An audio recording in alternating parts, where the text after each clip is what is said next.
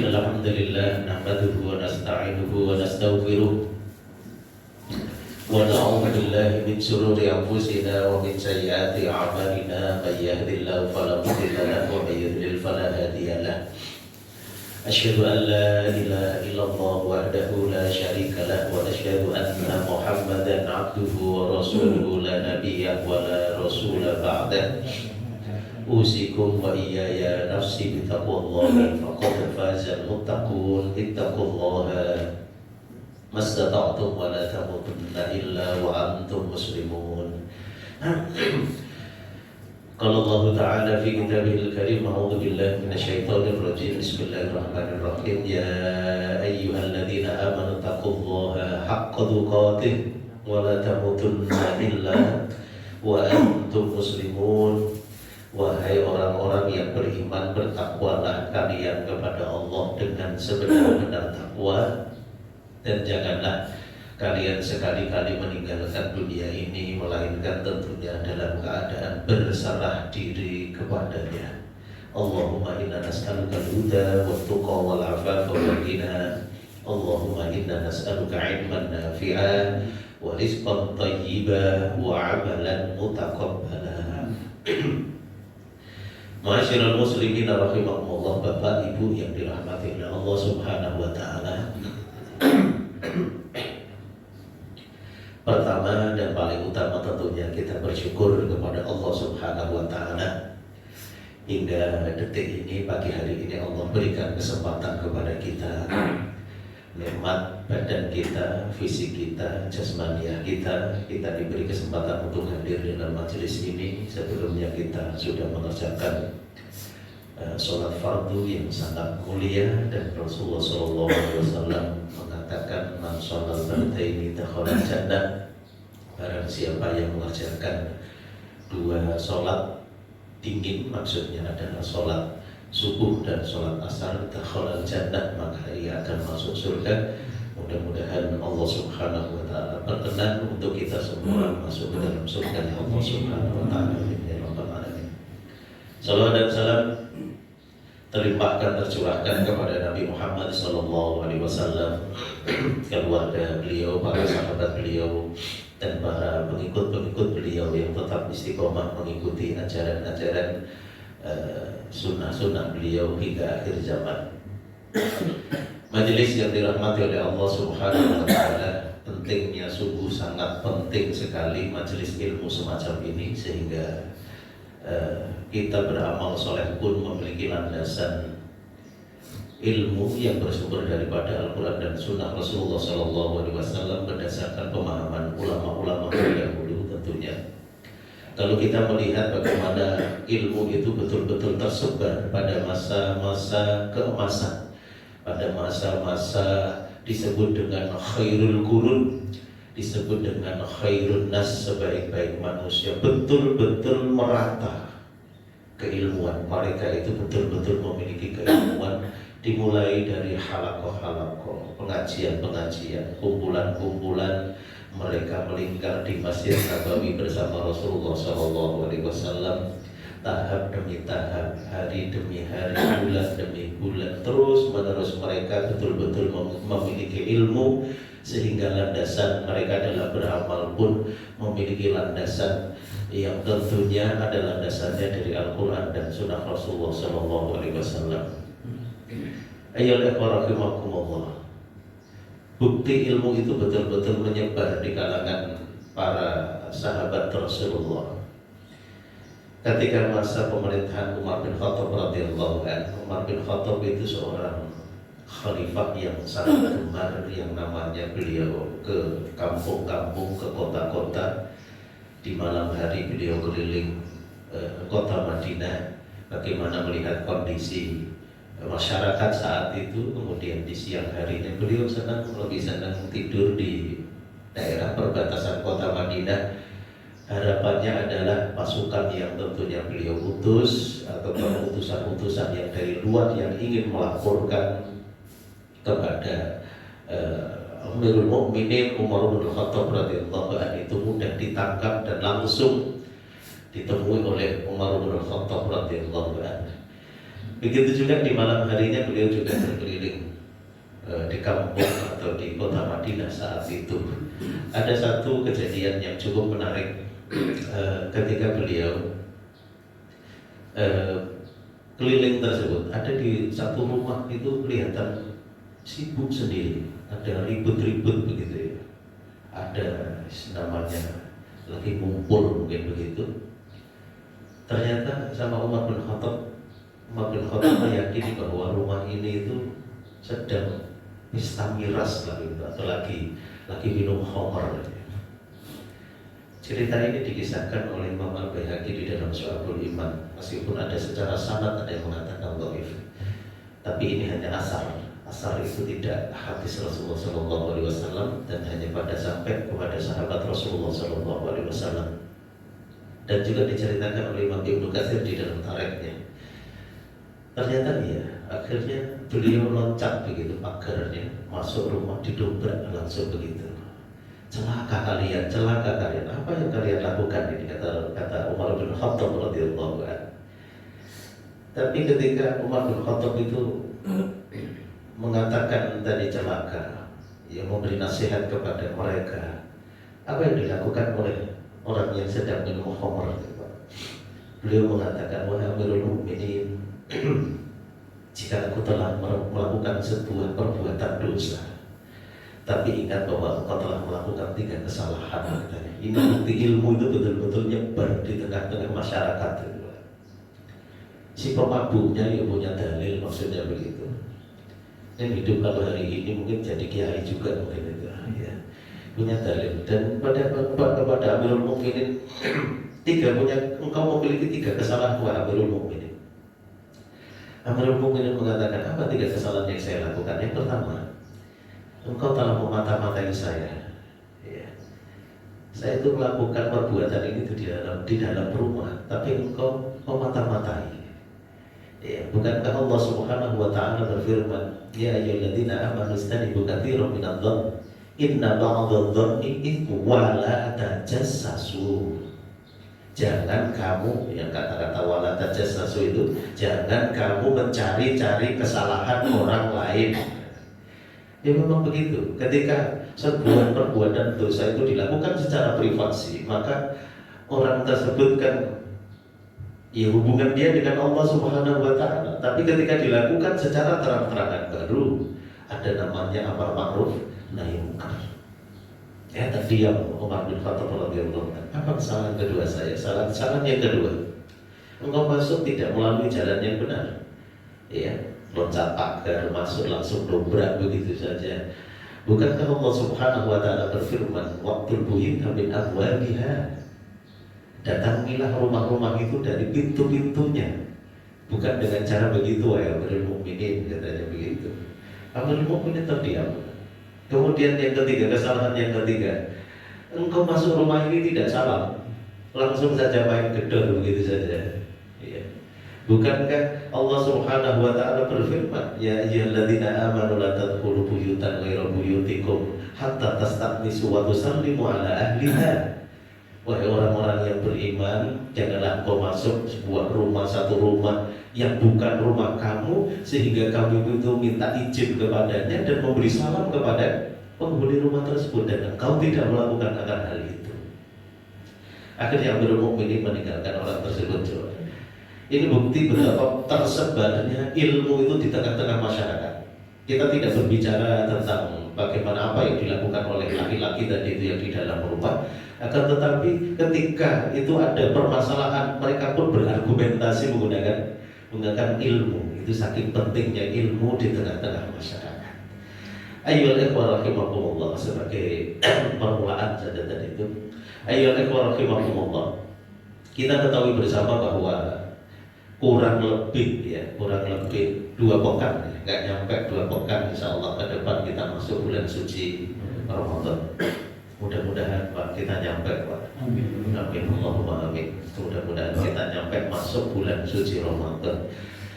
Sudah masyhur dan kita semuanya hafal semuanya ayatnya. A'udzubillahi minasyaitonirrajim. Ya ayyuhalladzina amanu kutiba alaikumusiyam kama kutiba alal ladzina min qablikum la'allakum tattaqun. Wahai orang-orang yang beriman, telah diwajibkan atas kalian itu siam. Di situ adalah siam Ramadan, sebagaimana diwajibkan atas orang-orang sebelum kalian. Targetnya adalah la'allakum tattaqun, agar kalian itu bertakwa kepada Allah Subhanahu wa taala. Siam Ramadan itu memiliki arti yang namanya syiddatul har, panas yang sangat, memang saat itu disyariatkannya dalam rangka di musim yang sangat panas.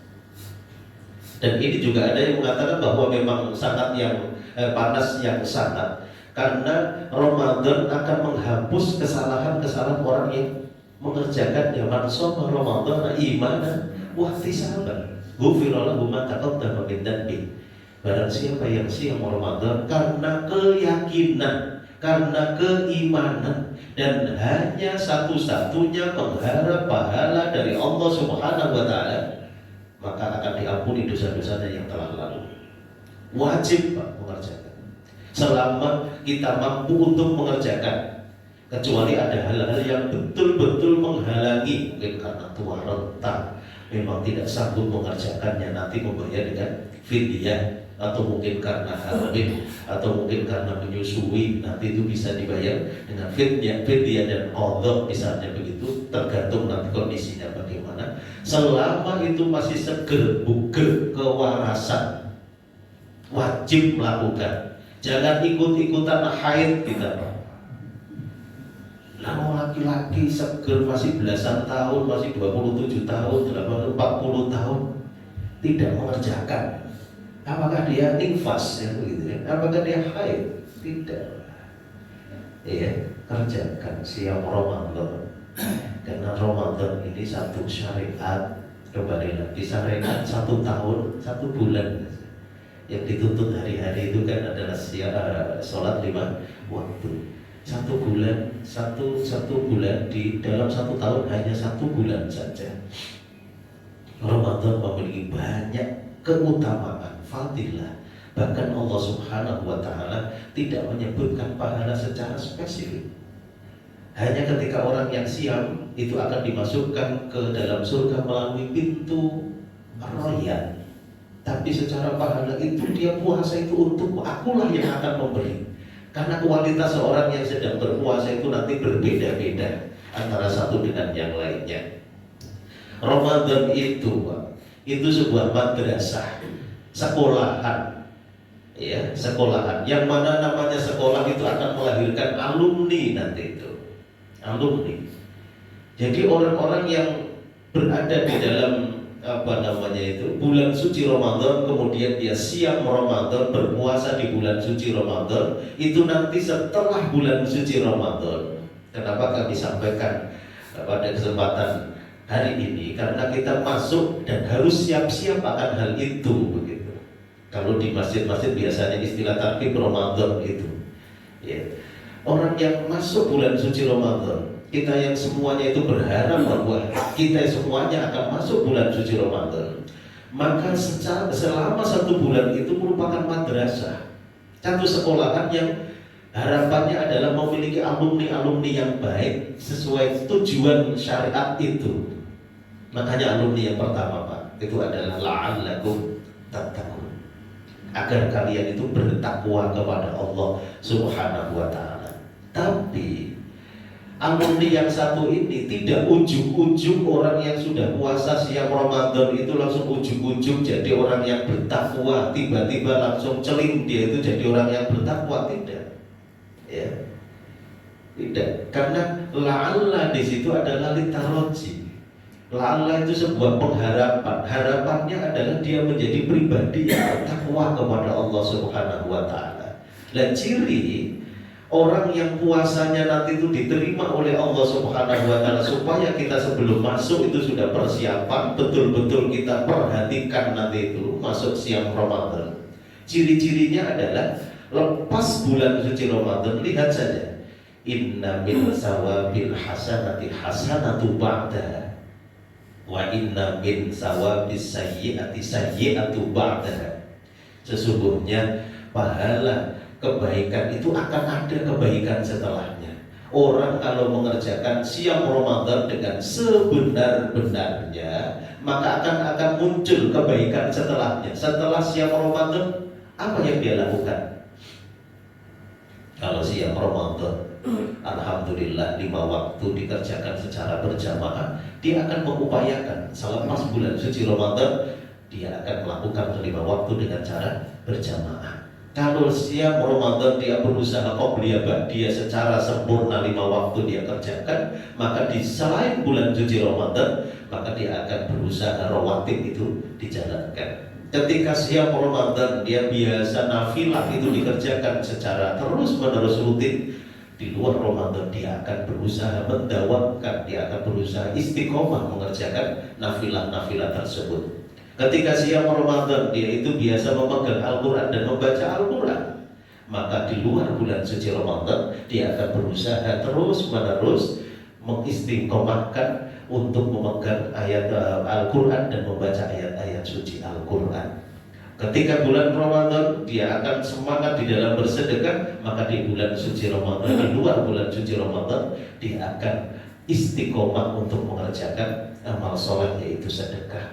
Maka ketika itu terjadi pada diri seseorang, maka insya Allah Ramadannya itu berhasil. Dia akan menjadi pribadi yang bertakwa kepada Allah Subhanahu wa Ta'ala. Tapi kalau tidak, wa inna min sawabil hasan sayyi'atu ba'da, ya balasan keburukan itu keburukan setelahnya. Kalau siam Ramadan itu tidak imanan wahtisaban, kalau tidak imanan didasari keyakinan kepada Allah, niat yang ikhlas karena Allah, kemudian hanya mengharap satu-satunya pahala dari Allah Subhanahu wa Ta'ala, maka dia akan berat sekali istiqomah melakukan amal soleh yang biasa dilakukan di bulan suci Ramadan. Ini alumni yang pertama. Alumni yang pertama yaitu la'allakum tattaqun. Ada alumni yang kedua. Alumni yang kedua adalah orang yang mendapatkan kecelakaan. Ya. Jadi dia keluar bulan suci Ramadan bukan menjadi pribadi yang bertakwa, tapi malah justru mendapatkan kecelakaan. Rasul Sallallahu Alaihi Wasallam masyhur dalilnya ini, hadisnya juga sangat masyhur di telinga kita. Beliau naik mimbar itu.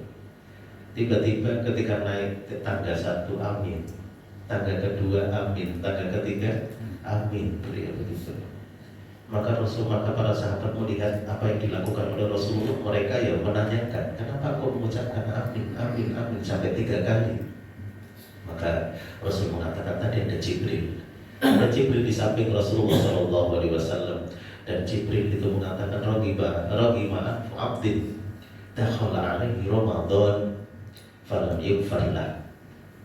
Celaka seorang hamba, akan mendapatkan satu kecelakaan. Seorang hamba itu masuk, dia itu bisa bertemu bulan suci Ramadan, akan tetapi dosa-dosanya tidak diampuni oleh Allah Subhanahu wa Ta'ala. Bagaimana? Dia akan selalu mengisi itu sehari mulai pagi sampai sore. Sorenya mohon maaf kadang-kadang malah apa istilahnya ngabuburit ke tempat-tempat yang tidak karuan. Seharian habis, malamnya dihabisin lagi. Terus siangnya berlelah-lelah dalam puasa, dihabisin semuanya. Padahal amalan itu terbaik itu kan ketika di akhirnya, Pak. Ya, ketika di akhirnya. Jumat itu ketika ba'da asarnya itu doa itu diterima oleh Allah Subhanahu wa Ta'ala, mustajab maksudnya. Ya, malam tadi sepertiga malam itu adalah istimewa, waktu yang sangat istimewa. Ya. Apalagi Pak, semua amalan-amalan itu ketika dilakukan Ramadan itu juga begitu. 10 malam terakhir, 10 malam terakhir itu adalah puncaknya. Ibadah haji juga begitu. Mulai 1 Dzulhijjah itu ketika di akhir yaitu 9, 10, 11, 10 nanti. Itu adalah puncaknya di 9, 10. adalah di akhir-akhirnya.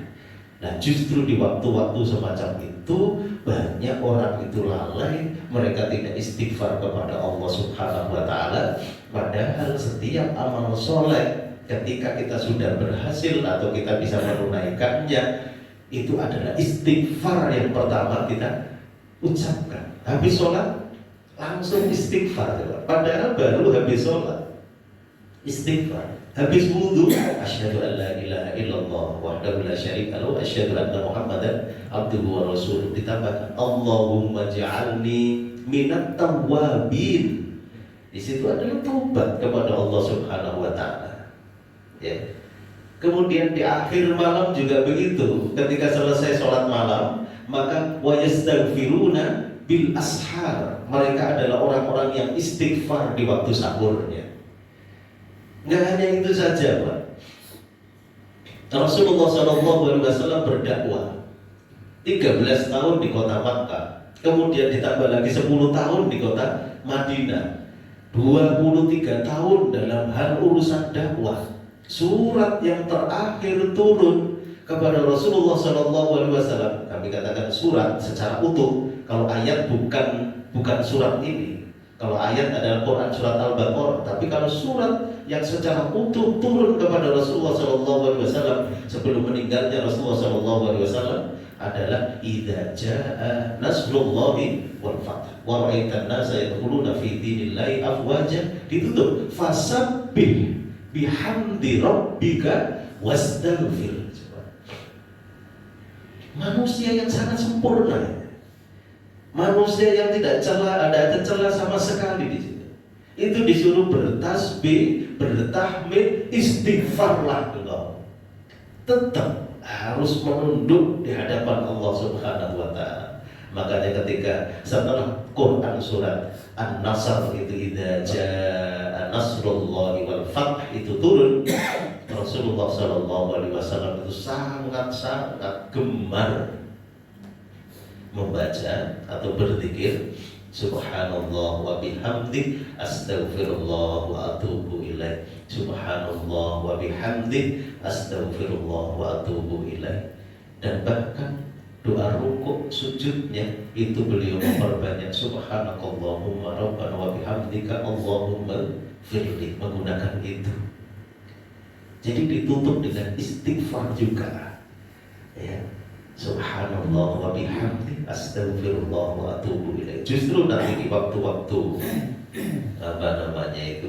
menjelang iftar, bukan menjelang buka puasa, itu seharusnya seorang itu betul-betul istighfar kepada Allah, bukan banyaknya tapi kualitas daripada istighfar itu. Allahumma anta rabbi la ilaha illa anta khalaqtani, ya Allah engkau adalah Rabbku, engkaulah yang menciptakan aku, wa ana abduka wa ana ala ahdika wa wa'dika mastata'tu, aku hambamu ya Allah, aku ini dalam ikatan janjimu yaitu la ilaha illallah, wa wa'dika, dan janjimu yaitu saya yakin akan surgamu, ada nerakamu juga, mastata'tu, aku menjalankan janjiku ini semampuku ya Abu laka bi ni'matika alayya wa abu bidzambi, aku mengakui ya Allah nikmat-nikmatmu sangat banyak yang kau berikan kepadaku ya Allah, wa abu bidzambi, aku juga mengakui terhadap dosa-dosa yang aku lakukan ya Allah,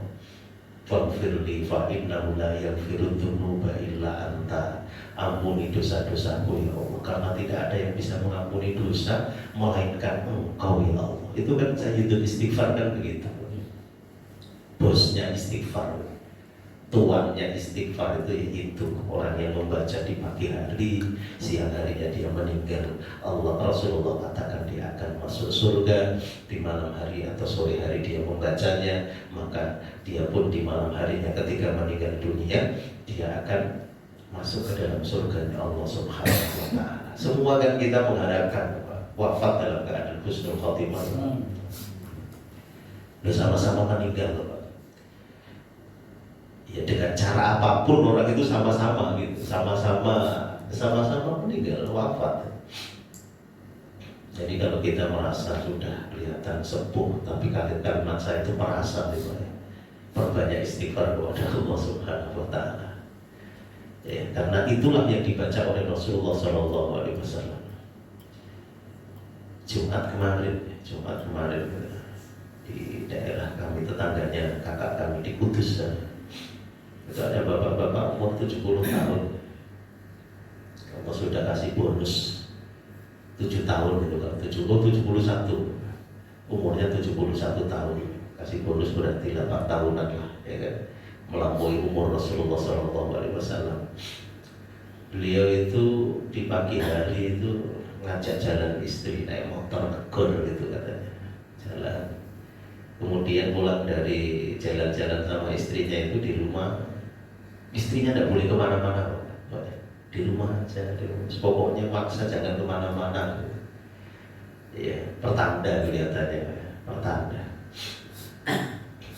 Tapi kalau ada suami nggak boleh kemana-mana bu, ya jangan bilang pertanda ya kan, ini tanda tahu kok kan. Nah ini tanda-tanda kelihatannya pak, gitu. Wes wasiat pak, gitu jangan. Tidak tahu umur seseorang. Akhirnya jam 10 berangkat ke masjid, jam 10 berangkat ke masjid. Karena masjid itu masjid yang sangat saya kenal lah, CCTV-nya itu ada, dan wali santri, salah satu wali santri di pondok pesantren saya, beliau itu kalau datang ke masjid sukanya duduk di tempat itu maksudnya, dan membaca Quran itu di tempat itu. Masing-masing kita ini kan punya tempat di sini pak. Masuk itu biasanya bapak itu di sini, bapak itu di sini, bapak itu di sini. Ada tempatnya masing-masing. Jadi kalau nggak hadir itu gampang mengenali biasanya. Ya, biasanya di situ pada ada. Gitu. Terasa begitu enggak Pak? Saya pun begitu. Karena rumah saya itu sebelah selatan dari masjid itu biasanya masuk langsung ke arah selatan. Padahal bagusnya sebelah kanan sebenarnya kan. Ya tidak apa-apa sebelah sana. Jadi sangat mudah dikenali orang itu. Bapak itu pun begitu. Di situ pokoknya baca Quran biasanya di situ. Ya. Dia itu tahiyatul masjid pasti di situ. Makanya sholat CCTV itu kok kayak pas begitu di situ. Jadi ketika tahiyatul masjid sujud tidak bangkit lagi, dalam meninggal dalam kondisi ibadah kepada Allah Subhanahu Wa Taala. Siapa yang tidak iri itu? Siapapun pasti iri. Ternyata ketika dikonfirmasi ke ibunya, itu doanya itu terus menerus. Doanya wafatkan aku dalam kondisi ibadah kepadamu ya, dalam keadaan ibadah kepadamu, dalam sama-sama meninggal Pak, sama-sama wafat. Makanya Khalid bin Walid itu ketika meninggal wafat di atas kasur nangis Pak. Nah aku puluhan perang udah meninggal di medan perang, punggungnya Khalid itu luka itu banyaknya minta ampun. Itu ternyata Allah tidak takdirkan di medan perang, makanya sampai menangis, sama-sama meninggal maksudnya, sama-sama wafat. Siapa yang tidak iri ketika wafat dalam keadaan tadi itu beribadah kepada Allah Subhanahu Wa Taala? Pasti semua akan iri. Kemarin masjid kami kan peresmian air minum isi ulang gratis ya, RO. Ya, masyarakat siapapun boleh mengambil secara gratis di masjid kami dan meresmikan oleh Pak Adi Mulyadi ya. Pak Adi Mulyadi akhirnya kami bincang-bincang setelah peresmian itu. Beliau itu umroh itu kalau tidak salah sudah 10 kali, nanti ke-11-nya kan kalau tidak salah, atau ke Mekah itu sudah 10 kali, ke 11-nya, dan ceritanya unik, hampir 5 kalinya itu berangkat secara gratis karena betul-betul doa tadi, kekuatan doa. Nah, beliau berdoa ketika di sana itu ketemu sama bapak-bapak itu. Kalau beliau doanya itu begini, ya Allah izinkan saya itu berkali-kali ke tanah sucimu ini ya Allah, atas ridhomu ya Allah, berkali-kali dan hampir kurang dari 3 tahun itu berangkat gitu. Ada bapak-bapak itu begitu, doanya unik Pak, kata beliau, ya Allah jangan kau wafatkan kami itu sebelum 3 kali saya berangkat ke tanah sucimu gitu. Ternyata waktu ketemu Pak Hadi Mulyadi itu ketiga kalinya itu Pak, kaget aku ketiga kalinya. Terus kayak apa Pak Ustaz katanya? Jangan wafatkan kok kalau iya belum 3 kali. Terus kayak apa ini sudah 3 kali katanya, keder juga maksudnya dia orang bapak itu. Ya sudah, ralat saja katanya itu, ralat ya doanya, minta yang banyak ke sini. Qadarullah, karena itu diucapkan dengan cara yang serius. Allah Subhanahu wa Ta'ala takdirkan 2014 katanya orang itu sudah 3 kali ke Mekah, akhirnya meninggal dunia. Ya, ya kita semuanya harus semua memiliki doa untuk wafat kita itu dalam keadaan yang baik, dalam penantian yang baik. Ya, kalau Gus Baha itu begitu ya, seorang muslim itu harusnya selalu dalam masa penantian yang baik gitu kan. Dari subuh kita nanti sholat zuhur, dari zuhur kita nanti sholat asar, dari asar kita menanti sholat maghrib, dari maghrib kita menanti sholat isya, dari isya kita sudah menanti subuh, kita akan sholat subuh. Ketika dalam penantian semacam itu kita wafat, itu maka kita dalam penantian yang baik, dan itu bersumber dari niat. Kalau tidak ada niat tidak bisa. Ya, makanya momen Ramadan itu perbanyak tadi itu istighfar kepada Allah supaya kita tidak termasuk rohimah. Celaka orang yang masuk bulan suci Ramadan akan tetapi tidak diampuni dosa-dosanya oleh Allah Subhanahu wa Ta'ala. Maka di siang Ramadan, di akhir-akhir, di penghujung akhir, memang waktu-waktu yang lemes-lemesnya, waktu-waktu pengen nyantai-nyantainya, ya kan, mau buka puasa kan begitu, kemudian waktu sahur juga begitu kan, habis makannya terlalu malam mungkin jam 3, akhirnya malah justru habis makan tidur lagi sampai subuh. Biasanya kan kadang ada yang begitu. Seharusnya tidak, dia akhirkan saja, mau mendekati subuh, setelah dia sahur kemudian memperbanyak istighfar kepada Allah Subhanahu wa Ta'ala, maka dia akan menjadi hamba Allah yang mulia, karena wa yastaghfiruna bil ashar, dia orang yang senantiasa istighfar di waktu sahur. Kemudian amin yang kedua, meskipun ini tidak masuk pembahasan tarhib daripada Ramadan, kata Jibril, Rabbi ma'an abdin dzukirta indahu falam yusalli alaihi. Celaka orang yang disebut namamu wahai Muhammad, tapi dia tidak mau bersolawat atasmu. Disebut nama Nabi Muhammad SAW, dia tidak mau bersolawat. Itu adalah celaka dia. Ya. Maka kita harus melatih diri kita supaya lisan ini refleks. Ketika disebut nama Nabi kita itu langsung Allahumma sholli alaihi, Allahumma sholli ala nabiyyina Muhammad sallallahu alaihi Muhammad, dan seterusnya. Dan Rasulullah mengaminkan, amin, orang itu mendapatkan kecelakaan. Dan yang terakhir adalah orang abdin ya adraka walidayhi aw ahaduhuma falam yudkhila al-jannah. Celaka orang yang masih mendapati kedua orang tuanya masih hidup, atau salah satu di antara keduanya itu masih hidup, tapi tidak mengantarkan dia masuk ke dalam surganya Allah Subhanahu wa Ta'ala. Itu kecelakaan.